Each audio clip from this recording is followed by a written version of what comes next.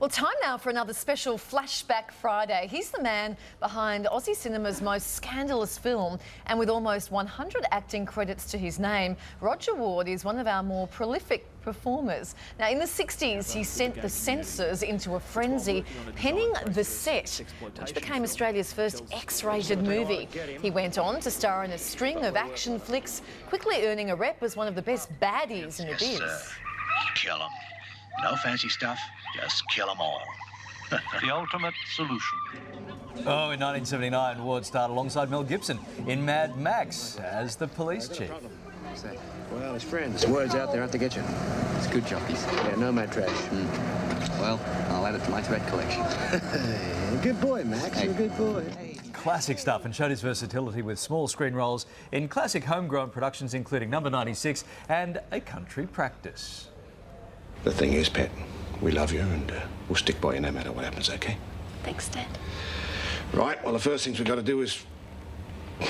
I've already done them, These days, Roger Ward is attracting attention from the likes of George Clooney. Lucky you.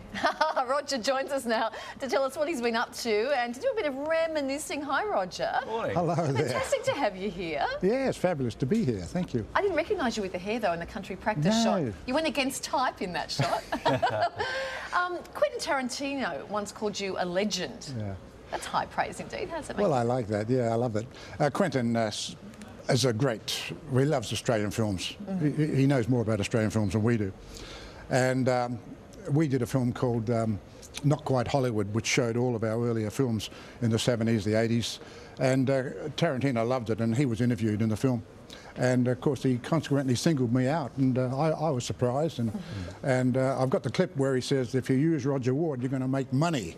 Wow! But I think I'm the only one that saw that. I don't think any of the, I don't think any of the producers saw that. You need to put that on your show reel. Yeah, I'm going to. Yeah. We can't talk to you without running the early stuff here, and of course, a very young Mel Gibson. You're right there, Mel Gibson on the brink of superstardom.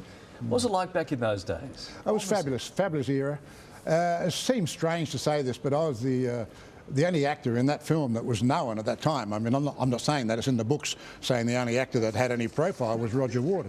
And they asked him to shave his head so he wouldn't be recognised. They needed unknown actors. Yep. But they used me, who was a known actor. But it's a bit strange to say that now that you see Gibson as a billionaire, and here am I still flogging a book around. Yeah. Well, he's never been invited on the morning show, so well, there you go. Thank you.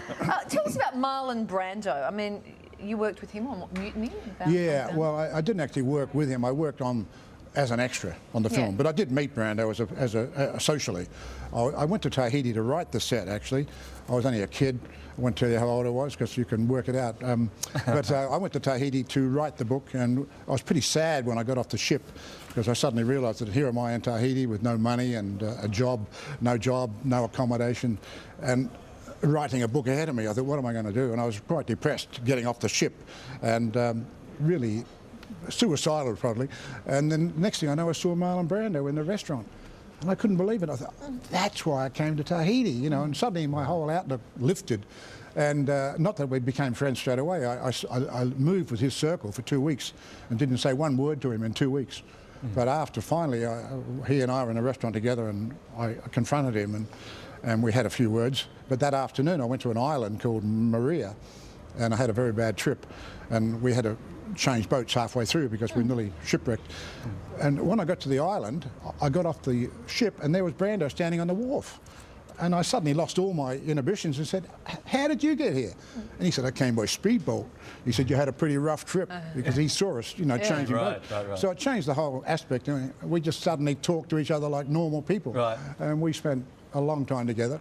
Over the months, coming months, and then they came and made Mutiny, so I did bits and pieces in that. I did bits and pieces in other films and television shows, so I made a living. You've done so much, and there's a book now. It's taken 40 years to get this together. Tell us a little bit about the book. Well, that book that I wrote in Tahiti, I brought it back to Australia, 735 pages in quarto, in a plastic bag, and I came back by yacht.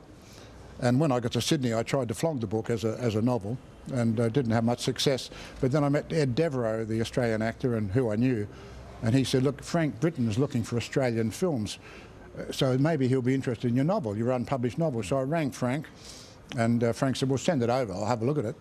Well, that night, his wife was reading the book at about 2 in the morning and suddenly screamed to Frank, Frank, oh my God, Frank, you've got to buy this book. And Frank said, why? And she said, he describes two men making love. And so he rang me at 2:30 in the morning and said, we're going to buy your book. Right. And only on the homosexual content of the book. Now, the book is covering every aspect of life, sociology and so on, but there is a string of homosexuality. And so we made a film about the homosexual angles, and that's why the film was controversial, because of that. And it's called The Set, and now this brings us back to now, which is why George Clooney. You've been talking, not directly with him, with his people? No, we wrote to George direct. Yeah. But as I say, like way back then, 40 years ago, they did want to publish the book after the film came out, but the money offered was nowhere near what I wanted after 10 years of work. I'd spent 10 years on the book, so I put it in the bottom drawer because I'd made money from the film, obviously. Yeah. So then in 2000, I decided I'd try and publish the book. It has become a historical then. It wasn't contemporary anymore. It was historical from the 60s. But no one wanted to know about it in Australia. And finally, an English woman picked it up, an English publisher, so we published in England this year. But she said, look, we've got to make another film out of this, mainly because she's on 50% of the film rights. And so I said, well, I intend to, you know, I do intend to, but I'm thinking in terms of a mini-series instead of a film, so we can get the whole book in there. But she said, look, let's write to George Clooney for one of the leads. I said, but the leads are 5 teenagers, you know, George is beyond that. And she said, and then I suddenly realised there was an artist in there that he could play. So we wrote to George. But George didn't respond, but suddenly his publicist must have got onto it, because suddenly the papers are full of it. George Clooney offered lead, you know. It's a terrific story. It's a terrific story. There's a great backstory to it. Roger, we really appreciate your time. It's great to catch up with you. A lot of Australians watching this now go, oh, I remember that. Yeah, good to see you. Thanks for coming. Okay, lovely. Thank you. Thanks. Thank you.